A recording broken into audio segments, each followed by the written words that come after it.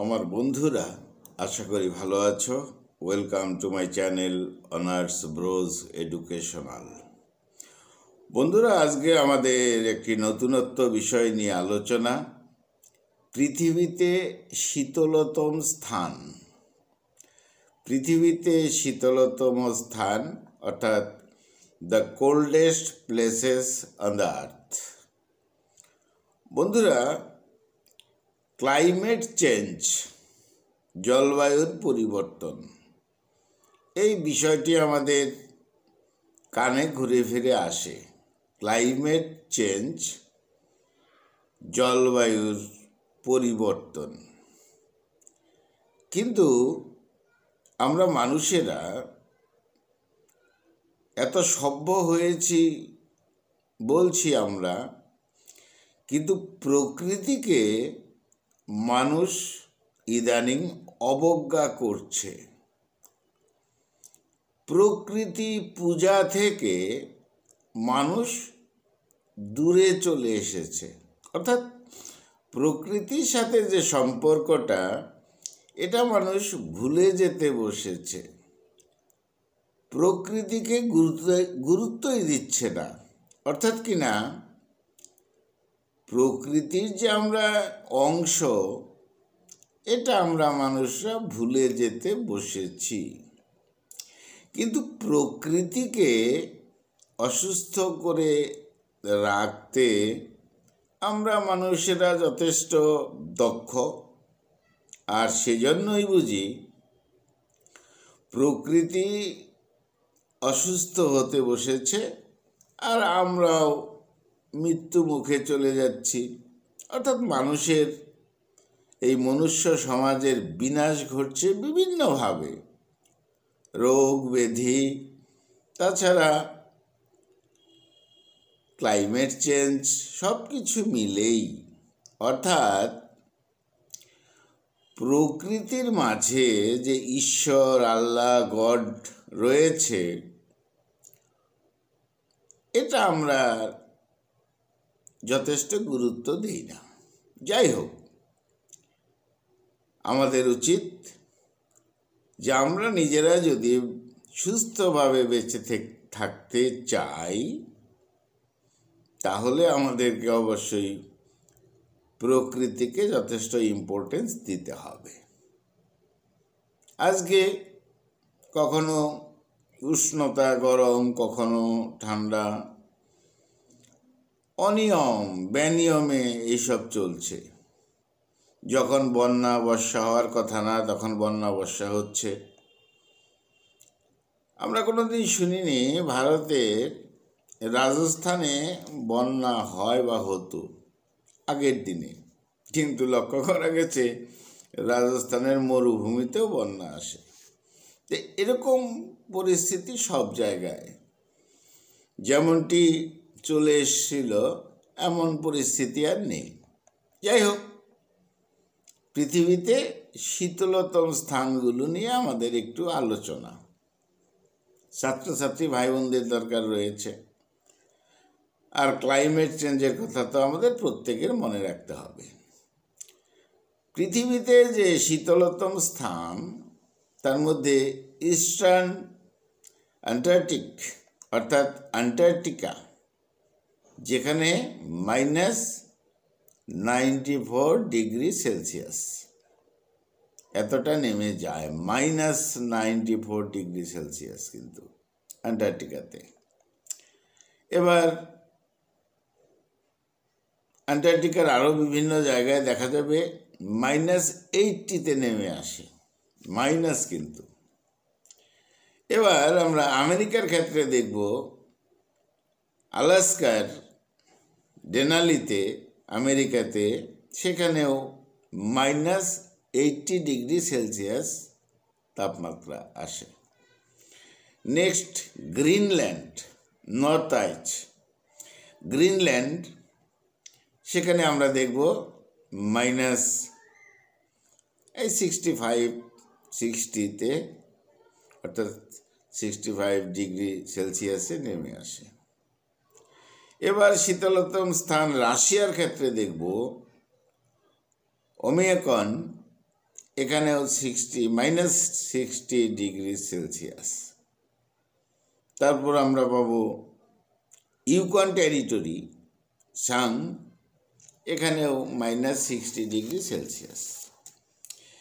এবার আমরা যদি শীতলতম দেশগুলোর কথা ভাবি তাহলে Greenland, Iceland, Finland, Sweden, Norway, Mongolia, Kazakhstan আর আন্টার্কটিকা তো রয়েছেই। এগুলো হলো শীতলতম দেশগুলো। এবার 12 মান্থস উইন্টার, 12 মাস শীত থাকবে, যেখানে 12 মাস। রাশিয়ার কিছু জায়গা আছে, source of the Pacific ocean, সেখানে কিছু জায়গা রয়েছে যে 12 মাস সেখানে ঠান্ডাই থাকে। এখানে আমাদের ইন্ডিয়াতে সিকিমের কিছু জায়গা, লাদাখের কিছু জায়গা, দার্জিলিংয়ের কিছু জায়গা, সেখানে 12 মাস সে ঠান্ডা থাকে কম বেশি। তাহলে রাশিয়ার ক্ষেত্রে আমরা ওয়েমেকান কোল্ডেস্ট সিটি বললাম। ইন্ডিয়াতে দ্রাস একটি স্থান, a town located in the union territory of Ladakh. এখানে আমরা লক্ষ্য করব -45°C পর্যন্ত হয়ে যায় লাদাখে, ভারতের ক্ষেত্রে। এবার তাছাড়াও রয়েছে ইন্ডিয়াতে সিলাপাস অর্থাৎ তাং, -15°। লাচেন এবং তঙ্গু ভ্যালি নর্থ সিকিমে -10°-এ চলে আসে। পাকিস্তানের ক্ষেত্রে আমরা দেখব সাকার্দু। এই সাকার্দু হলো গিলগিট বালুচিস্তানের এরিয়া। সাকার্দু এখানে শীতলতম স্থান।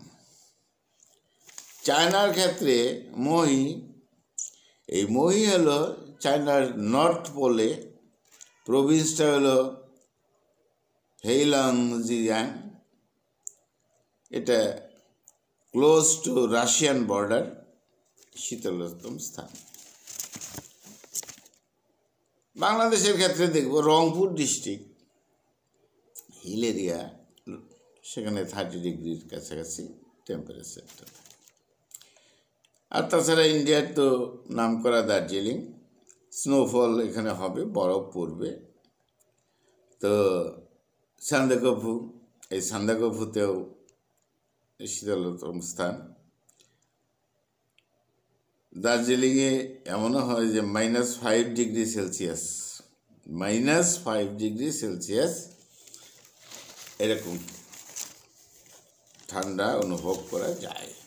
তাহলে বন্ধুরা, আরও বিস্তারিত আলোচনা আছে, কিন্তু আমাদের ছাত্রছাত্রী বন্ধুদের, ভাই বোনদের জন্য খানিকটা আলোচনা, পৃথিবীতে শীতলতম স্থান, coldest places on the earth. সঙ্গে সঙ্গে ক্লাইমেট চেঞ্জের কথা তো বলাই হলো, শহরগুলো, কান্ট্রিগুলো সংক্ষিপ্তভাবে বলা হলো। তবে আগামী দিনের যে দিনকাল আসছে, ইন্ডাস্ট্রিয়ালাইজেশন, মানুষ সব কিছু ভুলে যান্ত্রিকতায় চলে এসছে, কিন্তু প্রকৃতিকে ভালোবাসতে হবে নিজেকে ভালোবাসতে চাইলে। ক্লাইমেট চেঞ্জের ব্যাপারটা যথেষ্ট গুরুত্ব দিতে হবে। আর ওয়ার্ল্ড ওয়াইজ প্রোগ্রাম চলছে ক্লাইমেট চেঞ্জের বিষয়ে, বিভিন্ন রকম ডেভেলপমেন্ট করার জন্য চলছে প্রোগ্রাম। প্রকৃতিকে অসুস্থ করা যাবে না, প্রকৃতিকে ভালোবাসতে হবে, অর্থাৎ পূজা করতে হবে। প্রকৃতিকে অবজ্ঞা করা যাবে না, গুরুত্ব দিতে হবে। এটা কোনো উপদেশ দেওয়াও নয়, বন্ধুরা, তোমাদের সবারই অভিজ্ঞতা রয়েছে, অর্থাৎ প্রকৃতি মাকে আমরা যেরকম ভালোবাসি, মাকে সুরক্ষিত রাখতে হয়, তাহলেই সন্তান সুরক্ষিত থাকে।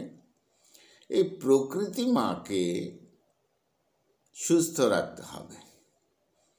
আজকে এই পৃথিবীতে শীতলতম স্থানের কথা মনে হলো এই জন্যই, কয়েকটা দিন থেকে যথেষ্ট যথেষ্ট যথেষ্ট ঠান্ডা। সাধারণ মানুষ, তাদের আরও খুব অসুবিধা। তো আমি যে এরিয়াতে থাকি, স্বাভাবিকভাবেই পশ্চিমবঙ্গ, ইন্ডিয়া, আমার বাড়ি থেকে দার্জিলিং যে খুব একটা দূরে তাও নয়, হিল এরিয়া রয়েছে। তো যাই হোক, ব্যক্তিগত অনুভবের থেকে আমাদের আজকের আলোচনার বিষয় ছিল পৃথিবীতে শীতলতম স্থান, the coldest places on the earth. বন্ধুরা, খুব ভালো থেকো। তোমাদের বয়স কম, ঠান্ডা একটু লাগবে, এনজয় করো, এনজয়ও করতে হবে। তবে বাড়িতে যে বয়স্ক বৃদ্ধ বৃদ্ধারা রয়েছেন, তোমাদের আপনজন, আমাদের আপনজন, তাদের প্রতি একটু গুরুত্ব দিতে হবে, যেভাবে তারা একটু বেশি সুস্থ থাকতে পারে। না হলে যাদের একটু বেশি বয়স হয়ে গেছে, তাদের পক্ষে খুবই মুশকিল, হঠাৎ যে কোনো রকম দুর্ঘটনা ঘটে যেতে পারে। তার জন্য যা করা উচিত তোমার, খুব সতর্কতার সঙ্গে সেটা করা উচিত। তাহলে বন্ধুরা, খুব ভালো থেকো, ঠান্ডা থেকে বেশ দূরে থাকো, আবার ঠান্ডাকে এনজয় করো। তুমি মনে প্রাণে ঠান্ডা থাকো। বন্ধুরা, খুব ভালো থেকো, আমার চ্যানেলটা সাবস্ক্রাইব করো। Thank you.